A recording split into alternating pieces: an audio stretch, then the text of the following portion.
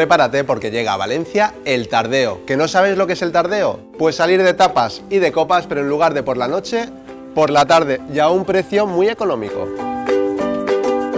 ¿Te imaginas ir a uno de los mejores restaurantes de Valencia y probar una tapa tan espectacular como esta con una cerveza por tan solo 2,5 €?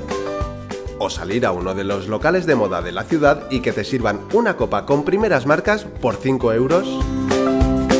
Pues del 17 de abril al 21 de junio es posible en 43 locales de hostelería de la ciudad de Valencia que te invitan a participar en la Ruta del Tardeo, una iniciativa organizada por la Federación de Hostelería de Valencia en colaboración con la Agencia Valenciana de Turismo. De viernes a domingo podrás pedir una tapa y una cerveza Heineken, Amstel o Cruzcampo en alguno de los mejores restaurantes y bares de Valencia por 2,5 €. O si lo prefieres, puedes aprovechar las tardes en buena compañía tomando una copa por tan solo 5 € en varios locales de ocio de la ciudad los viernes, sábados y domingos. Además, participar en la Ruta del Tardeo tiene premio.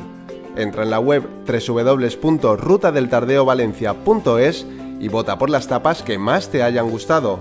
O hazte una foto y cuélgala en las redes sociales con el hashtag YoTardeo. Puedes ganar fantásticos premios. Yo Tardeo, ¿te apuntas? Descubre la sensación de salir por las tardes. Ven a la Ruta del Tardeo.